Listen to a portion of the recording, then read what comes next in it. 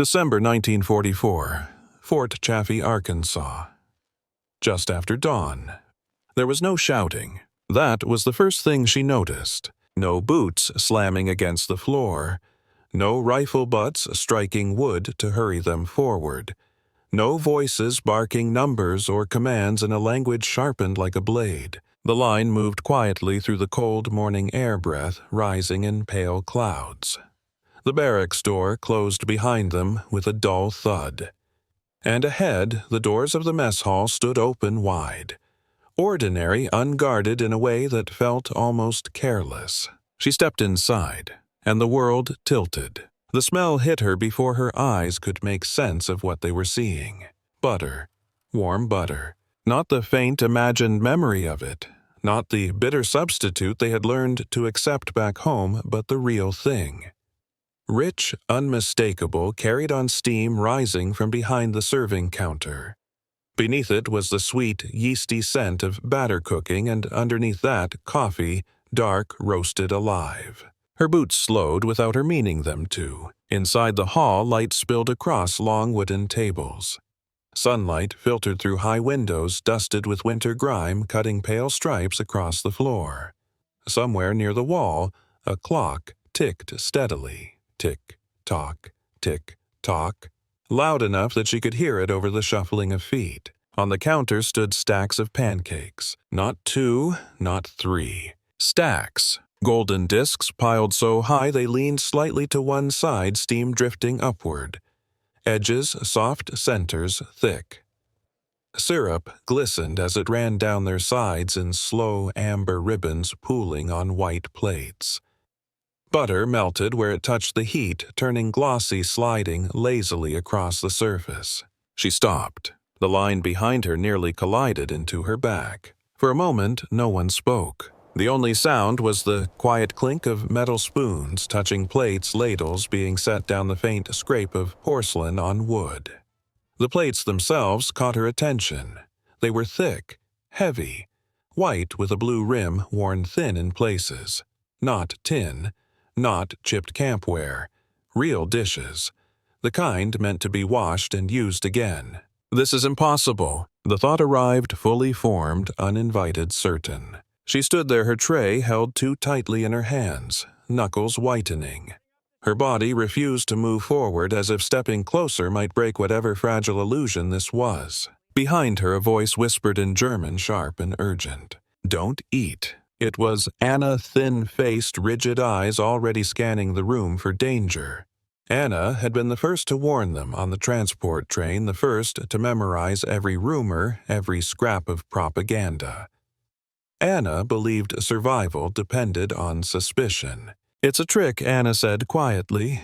"They want to see who takes it." She didn't turn around. She couldn't. The smell of butter pulled at her in a way that bypassed thought entirely.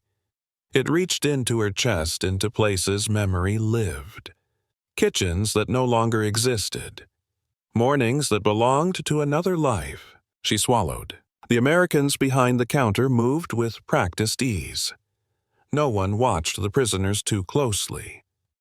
One man poured coffee into thick mugs without looking up.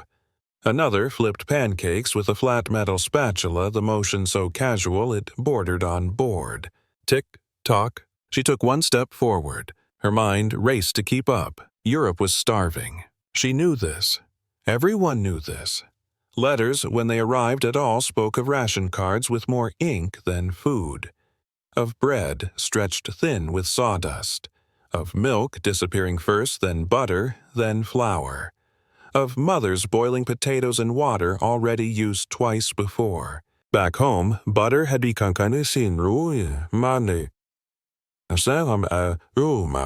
and yet, here it was melting freely on the plates of enemy prisoners. She felt dizzy. The tray in her hands trembled slightly. She adjusted her grip, embarrassed by the weakness, by the way her body reacted, as if this were something dangerous. Because it was dangerous not to the flesh, but to everything she had been taught to believe. "This is America," Anna whispered again from behind her. "They don't do this without a reason." She wanted to answer, she wanted to agree, but the line moved. When it was her turn, no one asked her name. No one checked a list. No one demanded gratitude. A plate was placed in front of her. 2 pancakes, then without comment a third. Syrup followed, poured generously, the sound thick and slow. Butter landed last, a square dropped from the tip of a knife already soft at the edges. She stared at it. The weight of the plate surprised her when she lifted it. Solid, real, warm. She moved to the table on legs that didn't quite feel like her own. Around her, the other women sat in silence. No one spoke. Some stared openly at their plates. Others refused to look at them at all. Anna sat stiffly, hands folded in her lap tray, untouched. She lowered herself onto the bench. Up close, the pancakes looked even more unreal.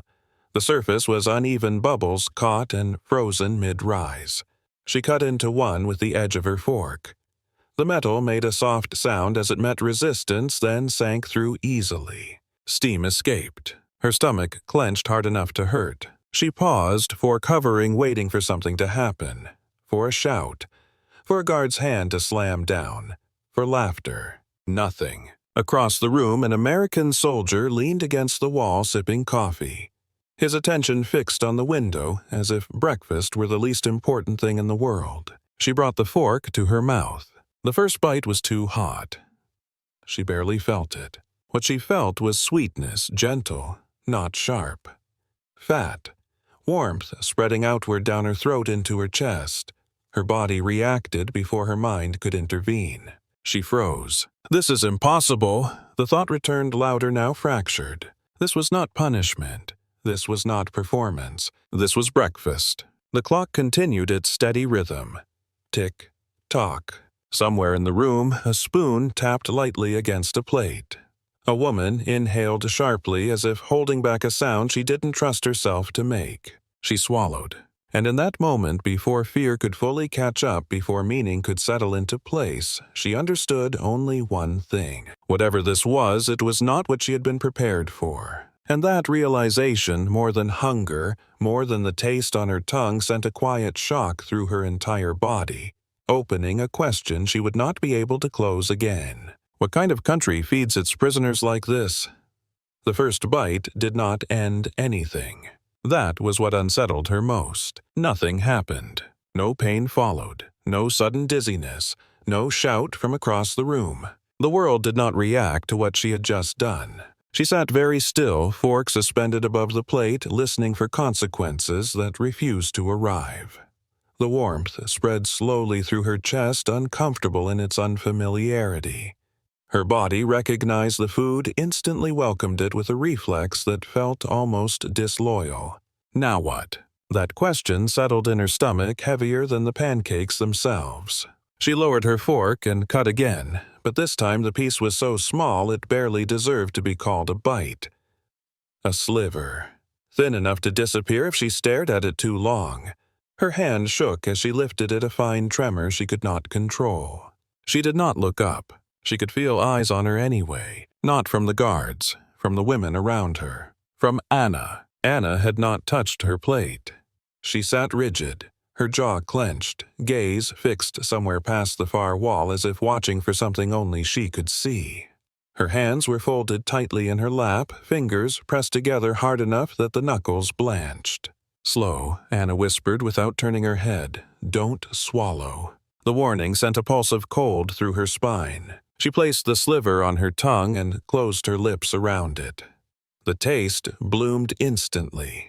Sweet, warm, impossibly soft. Her instincts urged her to chew, to swallow, to take another. She didn't. She held it there. Seconds stretched. Her jaw ached.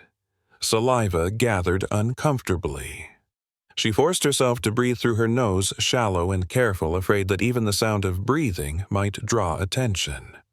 Her throat tightened, refusing to cooperate. "This is how they do it," she told herself. "They wait until you're relaxed." The room continued as if nothing were happening. A chair scraped softly against the floor. Someone coughed. At the counter, a cook laughed at something said out of earshot. The clock on the wall ticked forward with cruel indifference. Tick-tock, she swallowed. The motion was quick, almost violent, as if she were trying to outrun the fear. Her chest seized for a moment afterward, breath catching painfully, and she realized she had forgotten to inhale. Air rushed back into her lungs in a silent gasp. Still nothing happened. No laughter, no note taken, no mark made beside her name. Her fingers tightened around the edge of the table, grounding herself in the rough grain of the wood. Her pulse thudded loudly in her ears, each beat asking the same question. What happens after you swallow? Anna leaned closer, her voice barely audible. They're watching, she said. They want to see who breaks first. Who? She asked before she could stop herself. Anna's eyes flicked toward the counter, then to the guards near the wall, then back to the room itself. All of them. She wanted to believe that. It made the fear easier to manage if it had a clear shape. But something didn't fit. She risked a glance up. The American guards were eating. Not standing over them, not pointing, eating. One sat with his elbows on the table, hunched, slightly tearing at a piece of white bread with absent-minded fingers. Another sipped coffee from a thick mug, grimacing faintly at its bitterness. A third poured syrup onto his own pancakes with the same casual motion she had seen 1,000 times back home long before the war. No ceremony, no distinction. The plates were the same. She looked down at her own plate, then back at theirs. The pancakes matched. The syrup matched. Even the butter pail, already soft, looked identical. If this was theater, it was an elaborate one. They eat with us, she murmured more to herself than to Anna. Anna shook her head sharply. That's part of it. Psychological. The word sounded rehearsed in her mouth, memorized. They make you feel equal, Anna continued. Then they'd take something away. That's how they break you. Her fork hovered again over the plate. Her mind agreed with Anna. It listed reasons, warnings, half-remembered lectures delivered in cold rooms by men who never missed a meal themselves. America was rich. America was clever. America did not do anything without calculation. And yet her body leaned forward. Her hand moved without permission, cutting a larger piece this time. Not much larger, but noticeably so. Her stomach tightened in anticipation, not fear. Hunger had slipped past the defenses she had built around herself and was now quietly dismantling them from the inside. She chewed. The texture was wrong in the best possible way, soft but not soggy, warm all the way through. The syrup soaked in, unevenly pooling in places, leaving others barely touched. It tasted ordinary. That was the most frightening part, not extraordinary. Not indulgent. Just something people ate in the morning. Her eyes stung suddenly without warning. She blinked hard and focused on the table on the faint scratches carved into the wood by years of use. Initials. Numbers. Someone had once carved a small star near the edge, the lines worn smooth by countless hands. This table had a history that had nothing to do with her. The realization made her feel small and strangely safe at the same time. Anna pushed her plate away. The porcelain made a soft scraping sound as it moved. I won't, she said quietly. I won't give them that. She didn't answer. She couldn't. Across the room, an American woman in uniform refilled a coffee pot. She moved efficiently without looking at the prisoners, without slowing down. The routine continued smooth and unremarkable, as if nothing of consequence were happening at all, and that she realized was the point. This wasn't a display. This was how mornings worked here. Her fork rested in her hand, heavier now, real. She looked at the pancakes again, at the way the butter had fully melted, soaking into the surface, leaving a darkened stain behind. Outside the mess hall windows, the day had fully arrived. Pale winter light spread across the yard, touching the fence, the watchtowers, the ground beyond. Somewhere, a truck engine started. Somewhere else, a door closed. Life went on. She took another bite. This time she breathed as she swallowed. And in the quiet space that followed, no alarms, no punishment, no reaction at all, a new unease settled over her deeper than fear. if this was normal for them.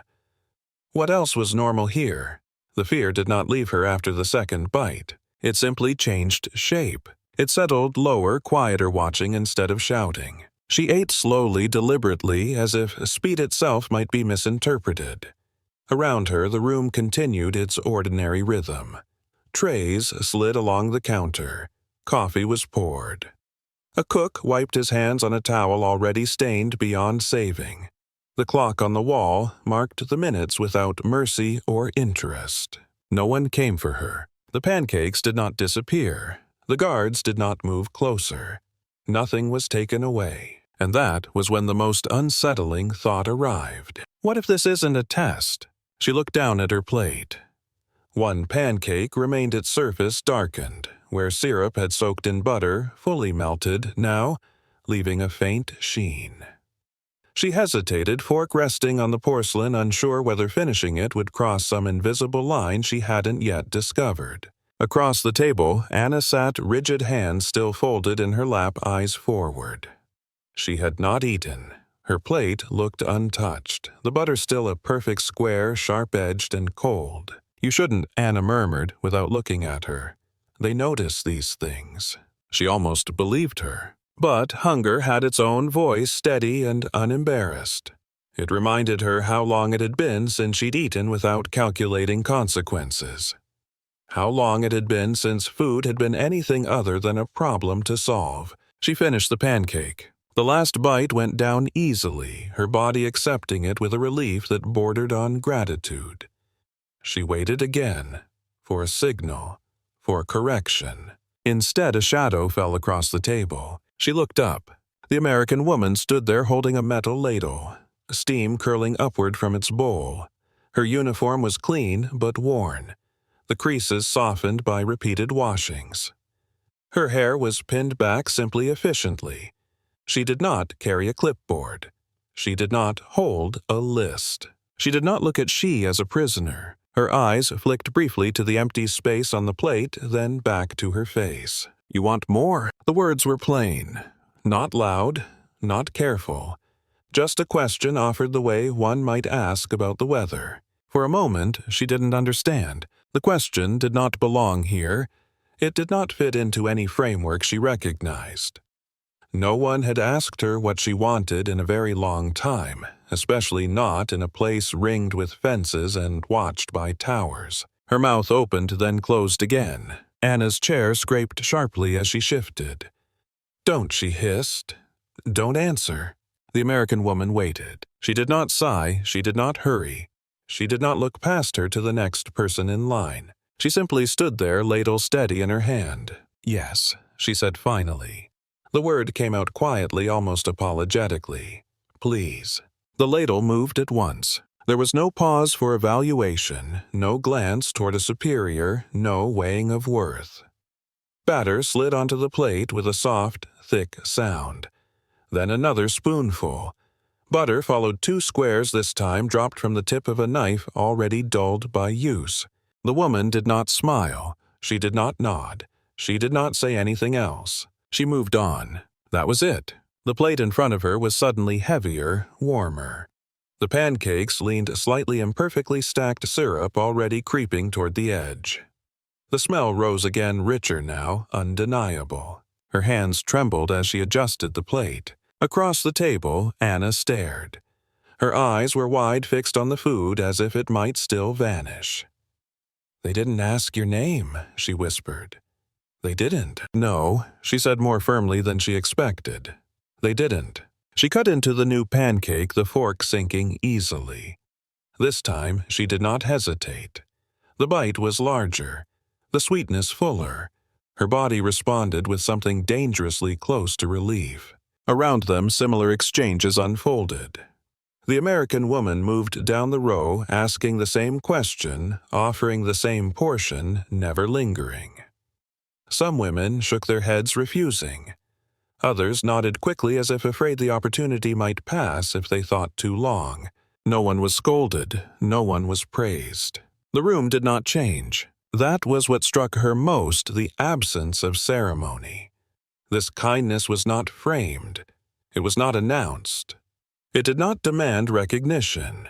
It existed on its own terms, sturdy and unremarkable. She watched as one of the guards tore his bread in half, dipped it into syrup left on his plate, and ate it without thinking.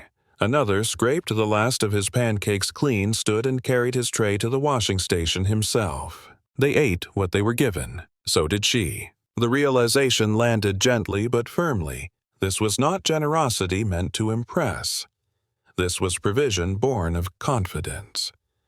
There was enough to go around, and so it went around. She thought of home, of mornings measured by absence rather than abundance, of ration cards checked twice, of butter saved for special days that never came, of the way food had become something to argue over, something to fear, something to hoard. Here it was simply there. The American woman passed again, this time carrying a fresh pot of coffee. The smell was thinner than she expected, almost bitter, but it was hot and there was enough of it. Cups were refilled without comment. She noticed the woman's hands, then read at the knuckles a small burn scar near the thumbnails cut short. These were working hands. Not delicate, not symbolic. Hands used to lifting, pouring, wiping, repeating. This kindness had weight because it came from effort. America, she realized, was not being kind out of sentiment. It was being kind because it could afford to be. Because the machines kept running. The farms kept producing, the trains kept moving. Because this system, whatever its flaws, did not rely on hunger to function. She ate. Each bite loosened something inside her, not all at once, but steadily. A tension she had carried without naming began to ease, replaced by a cautious warmth that had nothing to do with the food alone. Across the table, Anna pushed back her chair abruptly and stood. Her face was tight controlled. "I'm done," she said. "I won't play along." No one stopped her as she left. No one followed. She watched Anna go, a familiar figure receding into the crowd, carrying with her a certainty she was no longer sure she wanted to keep. When she finished eating, she sat for a moment longer, hands resting on the table, absorbing the ordinary miracle of having eaten her fill. Around her, trays clattered, chairs scraped, voices rose and fell in low conversation. Outside, the day moved forward. There had been no lecture, no moral lesson delivered aloud, no demand for gratitude. And yet something irreversible had occurred. She stood, lifted her tray, and carried it to the washing station herself, copying what she had seen. The plate was heavy in her hands, real and warm. She set it down gently among the others, watching as syrup and crumbs were rinsed away without ceremony. As she turned to leave the mess hall, the smell of butter still clinging faintly to her clothes, a thought settled into place with unsettling clarity. This country did not need to prove its humanity. It practiced it quietly, routinely over breakfast. She did not cry right away. That later was how she knew it wasn't about hunger. She finished the second stack slowly, carefully, as if restraint itself might still protect her from consequences she could not yet name. The pancakes grew cooler, with each bite the syrup thickening as it settled. Butter had soaked through completely, leaving darkened patches on the plate where it had pooled and disappeared. Nothing stopped her. No one corrected her. The mess hall continued to breathe around her, quiet voices, the scrape of chairs, the steady rhythm of ordinary work. The clock on the wall kept time impartial and relentless. Tick-tock. She set her fork down. That was when it happened. It wasn't a wave. It wasn't sudden. There was no dramatic breaking point, no sharp intake of breath. Instead, something inside her loosened just a fraction, and the pressure she had been carrying for so long slipped free. Her vision blurred. She blinked once, then again, surprised by the warmth gathering behind her eyes. A single tear fell before she could stop it, landing squarely in the syrup pooled near the edge of her plate. It spread slowly, thinning the amber into a lighter stain. The pancake remained sweet. She stared at it confused. Another tear followed, then another. Her shoulders stiffened as she tried to hold herself still to contain whatever this was before it attracted attention. Her jaw tightened. Her breathing grew shallow. She was not crying because she was hungry. She knew that with absolute certainty. She was crying because no one had stopped her from eating, because no one had asked permission, because no one had taken notes, because no one had raised a voice or a hand. Because for the first time in longer than she could remember, her body had made a decision, and the world had not punished it. The realization struck harder than any blow. Her hands shook now unmistakably. She pressed them flat against the table, grounding herself in the rough grain of the wood. The tears came faster, blurring the plate, the room, the faces around her. She kept her head down. She would not make a sound. Across the table, Anna noticed. She noticed everything. Anna's chair scraped back sharply, the noise cutting through the low murmur of the room. "Stop," she hissed, leaning forward. "You're proving them right." She lifted her head just enough to meet Anna's eyes. They were hard now, angry, afraid. "This is what they want," Anna said, her voice tight, controlled with effort. "They feed you until you forget who you are, until you forget what they did to us." She didn't answer. What would she say? That the tears had nothing to do with gratitude, that they came from somewhere deeper, older, untouched by politics or propaganda. Another tear dropped, joining the first. The syrup thinned further, running toward the edge of the plate in a slow, uneven line. "Look at yourself," Anna continued louder now. A few heads turned. "You're surrendering." The word landed heavily between them. Surrender. It had meant one thing. Before capture hands raised weapons dropped, shame burned into muscle memory. It had been drilled into them as the ultimate failure. Now Anna used it differently. She wiped her face with the back of her hand, the motion rough, impatient. The tears did not stop. They slipped past the gesture, easily traitorous and persistent. "I'm not," she said quietly. Anna scoffed. "Then what do you call this?" She looked down at her plate again, at the softened edges of the pancakes, at the syrup diluted by saltwater tears, at the fork lying unused, now harmless and ordinary. She did not know what to call it, but she knew she could not undo it. "I can't go back," she said. The words surprised her with their firmness. Anna's mouth tightened. "There is no back," she said. "That's the point." They stared at each other across the table, two women bound by circumstance and history, now divided by something neither had anticipated. Around them, the room seemed to hold its breath. At the next table, a woman began to cry. At first, it was barely noticeable, a hand lifted to her mouth, shoulders curling inward. Then another tear fell. Then another. She stared at her plate as if it were a foreign object, her lips trembling. No one moved to comfort her. No one knew how. At another table, a third woman wiped her eyes, quickly, embarrassed, glancing around to see if anyone had noticed. When she saw that others were doing the same, her shoulders sagged with relief. The tears spread quietly without announcement, here and there, at different speeds, for different reasons. Some cried with their heads bowed. Others stared straight ahead, faces wet and unguarded. A few pressed their palms flat against the table as if anchoring themselves to something solid. The American guards did not intervene. They did not approach. They did not speak. They did not exchange knowing looks. They ate. They stood. They carried trays to the wash station. The respect lay in what they did not do. The room filled with a strange, heavy silence, not awkward, not panicked, but deliberate. The kind of silence that settles when something important is happening and no one wants to interfere. Anna stood abruptly. Her chair toppled backward with a sharp crack that echoed off the walls. Several heads turned fully now. The clock on the wall marked the moment without comment. Tick-tock. "I won't be part of this," Anna said, her voice trembling despite her effort to steady it. "You're letting them win." She didn't stop her. She watched as Anna walked toward the exit, her steps rigid, controlled, carrying her certainty with her like armor. No one followed. The door closed behind Anna with a hollow sound. She remained seated. Her tears slowed, then stopped, leaving her face hot and damp. She wiped it again, more gently this time, and took a steadying breath. Her chest still ached, but it was a different kind of ache, dull, expansive, as if something inside her had been stretched rather than broken. She looked around. No one laughed. No one whispered. The women who cried were not ashamed.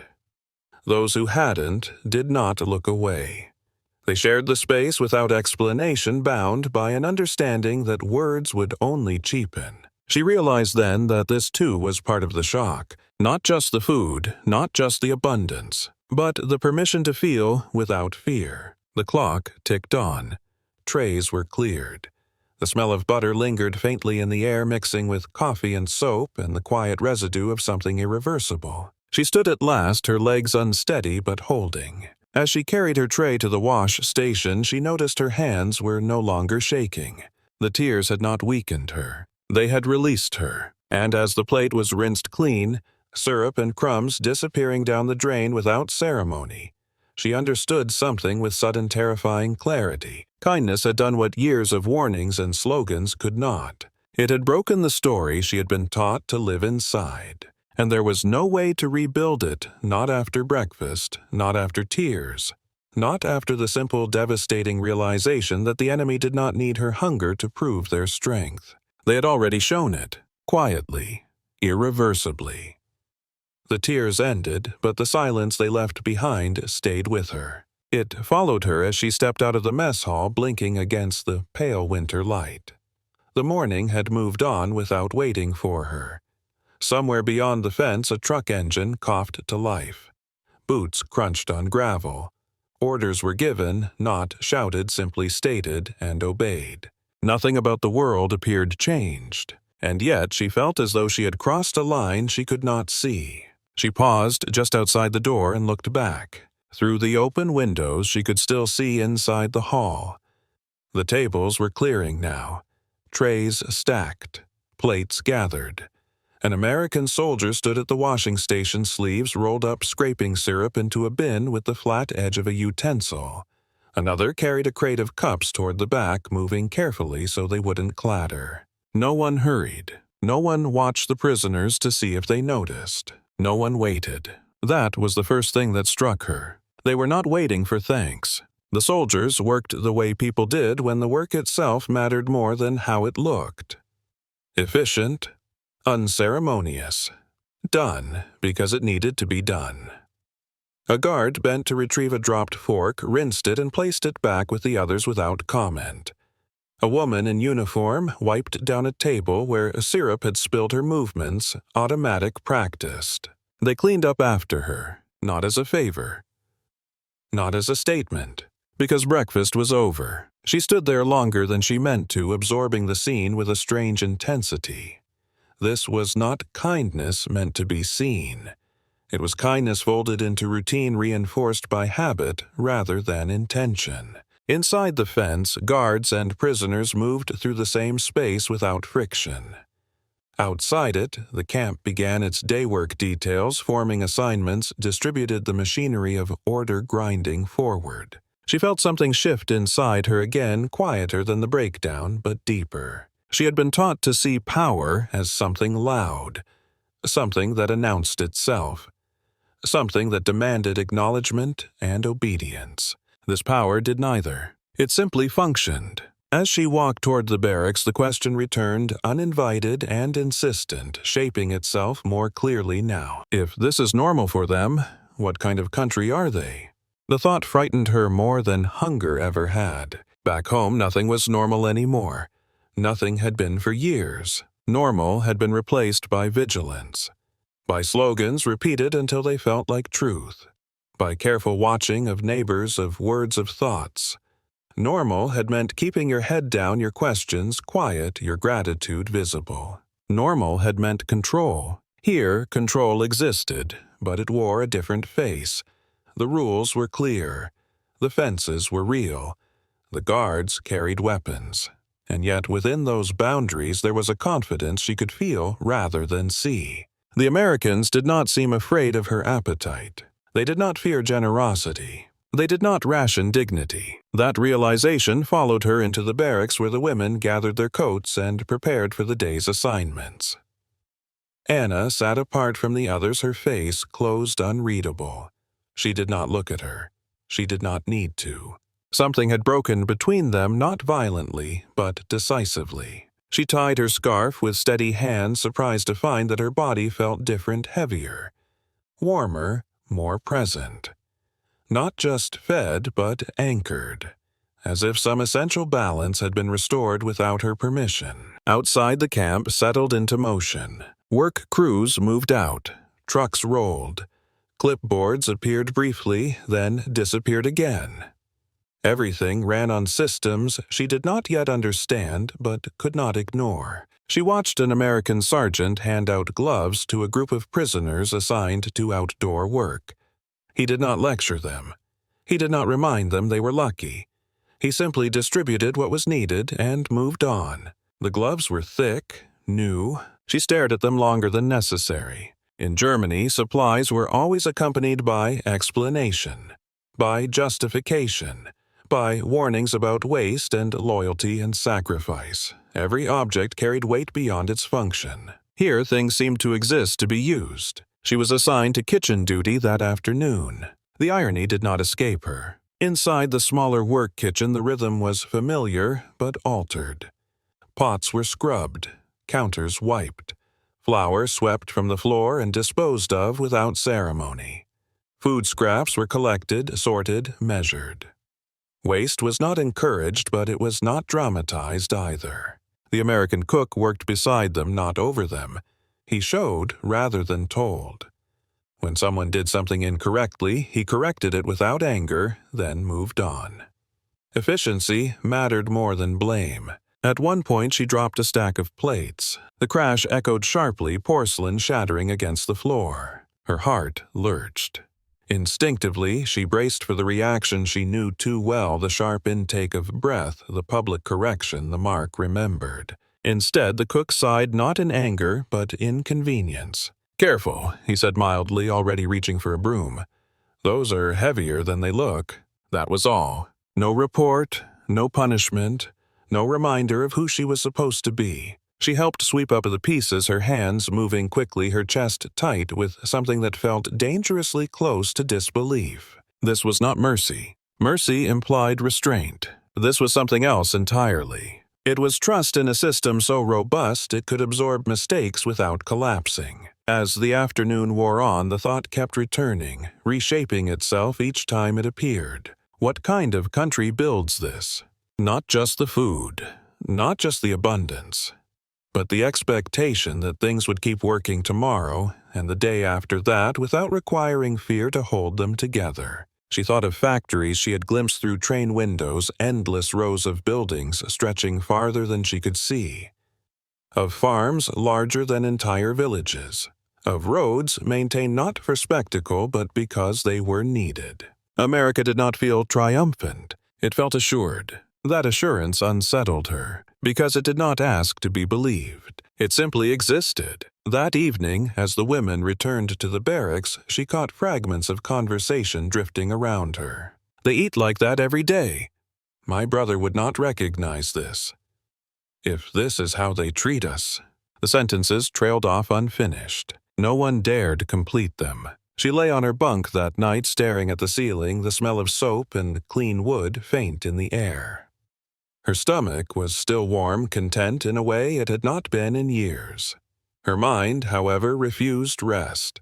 She thought of Germany, of the certainty she had once carried, the belief that strength required hardness, that generosity was weakness, that control was safety. She thought of America not as a place but as a pattern she was only beginning to perceive. A country that trusted its systems. A country that fed its enemies because it could. A country that did not need to shout its values because they were built into the way the day unfolded. The comparison formed without effort. And with it came a question that would not let her go. If they could afford to be this humane during war, what had been taken from her own country in the name of survival? She turned onto her side, pulling the blanket closer, aware that something irreversible had taken place. Not allegiance, not forgiveness. Awakening. The realization did not arrive as comfort. It arrived as responsibility. Because once seen, it could not be unseen. And long after the taste of pancakes had faded, long after the syrup had been washed from the plates, the idea remained quiet, persistent, and deeply unsettling. That power did not have to look like cruelty, and that somewhere along the way someone had taught her otherwise. The thought followed her for days. It did not arrive all at once, and it did not demand attention. It waited. It surfaced in quiet moments when the camp settled at night, when the machines slowed, when the routines repeated themselves with steady reliability. If this is normal for them, the question no longer frightened her. It troubled her. She began to notice things she might have ignored before. The way supplies arrived on schedule, not as an event, but as expectation. Trucks rolled in, unloaded, rolled out again. Crates marked and stacked. Nothing dramatic, nothing hidden. The system assumed tomorrow would come and prepared for it accordingly. The Americans did not talk much about victory. They talked about work. She heard it everywhere. In the mess hall, in the yard, in the kitchens and workshops. Not speeches, not slogans, just conversations about what needed to be done, what wasn't working, what could be fixed. Men argued about machinery. Women compared notes on ration substitutions. Guards discussed baseball scores and letters from home. The war existed, of course. It loomed in every absence, every name mentioned quietly, but it did not consume every word.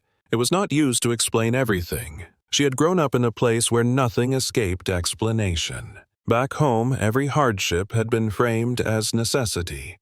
Every loss justified. Every shortage explained as sacrifice in service of something greater. Posters had told her what to think. Radios repeated it hourly. Newspapers aligned every event into a single story that left no space for doubt. Here, no one seemed concerned with controlling the story. The Americans assumed the story would hold on its own. She watched a guard repair a broken latch on a storage shed one afternoon. He worked patiently trying different tools until one fit. When it finally closed properly, he tested it twice, nodded to himself, and walked away. No announcement, no approval sought. The latch was fixed. That was enough. In Germany, she remembered repairs often came with supervision, with inspection, with reminders of responsibility and blame. Even small tasks carried an undercurrent of fear. Fear of doing it wrong. Fear of being seen. Fear of standing out. Here, competence seemed to be its own reward. She did not romanticize it. She could see the cracks as well as the strength. She saw exhaustion in the guards' eyes. She heard frustration in their voices when news from overseas arrived. She knew that grief lived here too, carried quietly in folded letters and long silences. This was not paradise, but it was functional, and that distinction mattered. One evening, she overheard two guards talking near the fence. They spoke casually, not realizing she could hear. "My dad worked 3 shifts last week," one said. "Plants running non-stop."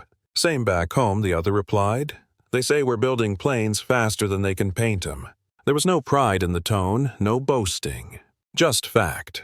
The words stayed with her. Factories running around the clock. Farms producing enough not only to feed families, but prisoners. Systems designed not merely to endure, but to sustain. America, she realized, did not seem to fear scarcity the way her country had. That fear had shaped everything in Germany: policy, language, loyalty. It had been used to justify control, to explain cruelty, to make hunger feel inevitable and obedience feel necessary. Here, abundance did something different. It softened edges. It allowed patience. It made restraint possible. She began to understand why kindness here did not feel fragile. It did not rely on individual virtue alone.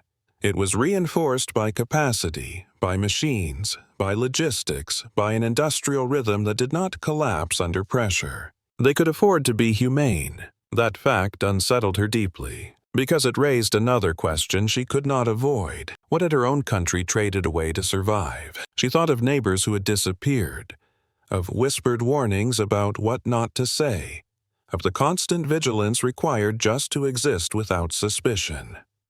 Strength had been defined so narrowly that anything outside it became a threat.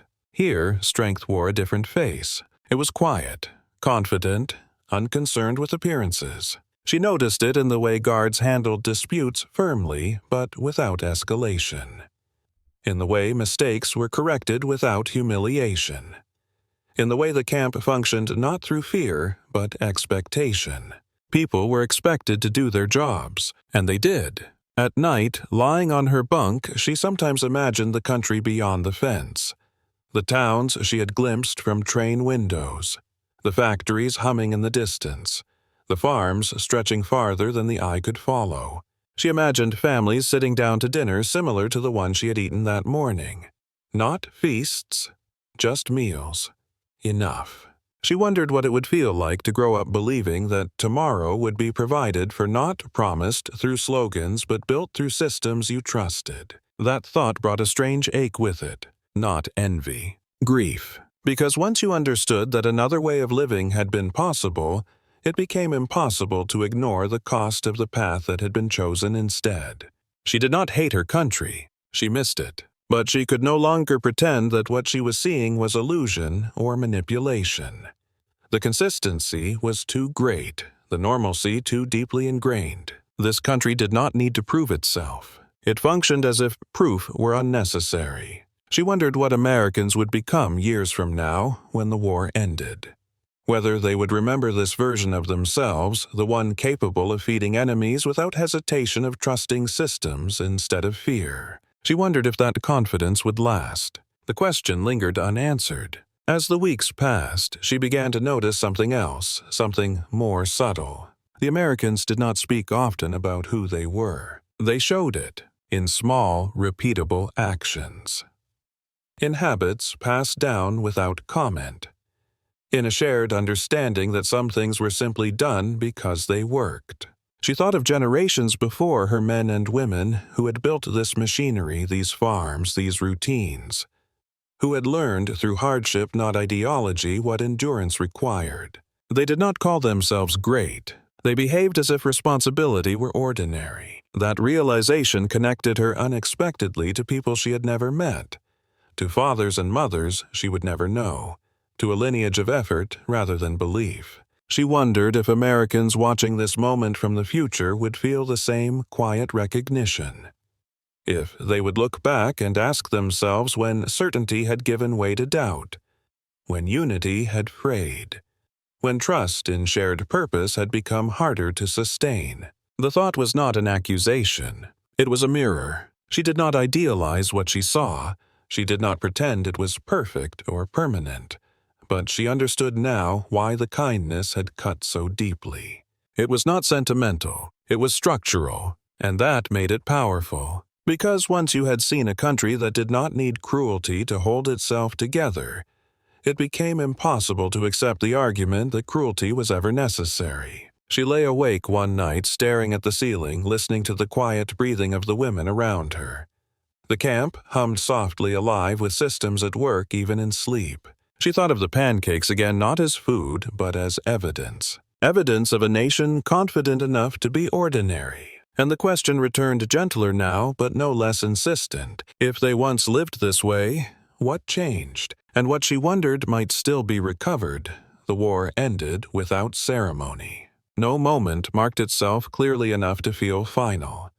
There was no single sound, no image she could point to and say, "This is when it was over." Instead, the routines loosened. Orders changed. Guards spoke of home more openly.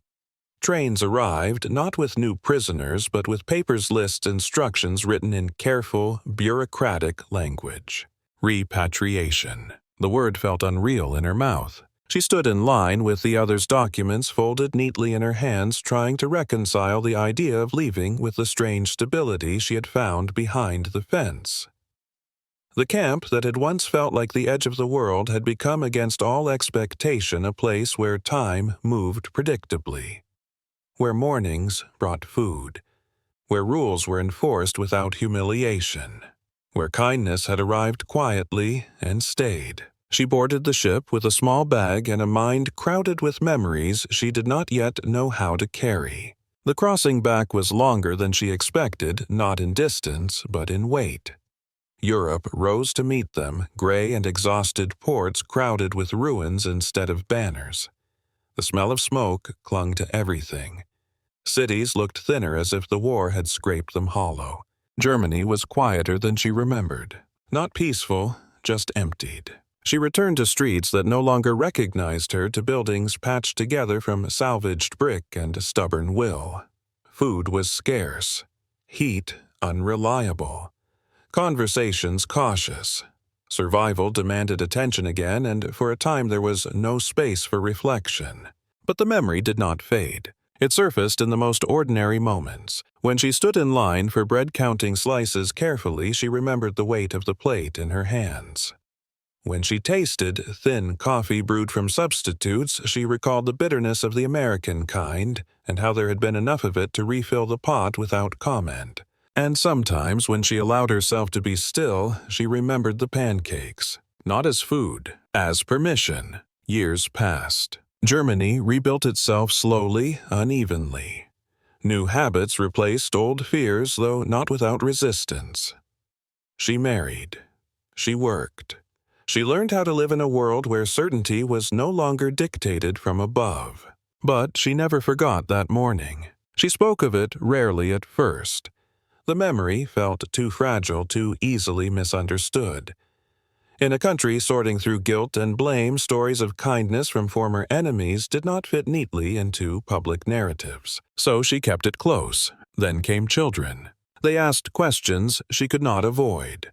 Not about ideology or war, but about hunger, about fear, about what it had felt like to be young when the world collapsed. She told them many things. But one morning, when flour was plentiful again and butter no longer a rumor, she made pancakes. They were imperfect, uneven, too thin in places, too thick in others.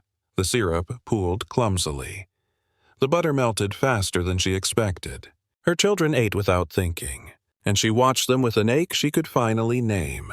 Years later, those children told the story to their own. They told it differently. Of course, stories change as they travel, but the core remained intact.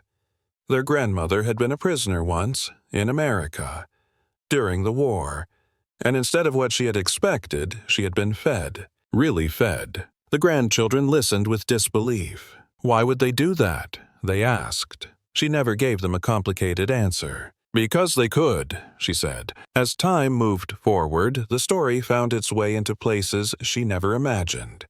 Into classrooms, into family gatherings, into quiet conversations between people who shared no common language except history. Descendants of German prisoners told it with gratitude, not as apology, but as acknowledgement.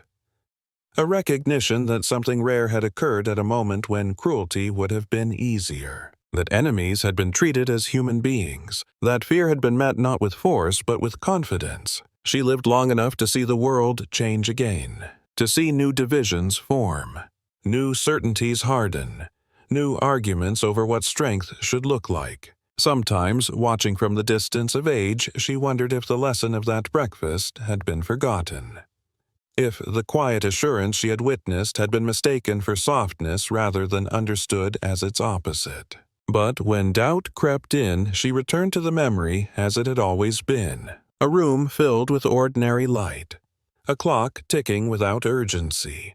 A plate placed in front of her without condition. No speeches, no demands, no need to prove anything at all. She did not remember the names of the guards, or the cooks, or the woman who had asked the question that changed everything.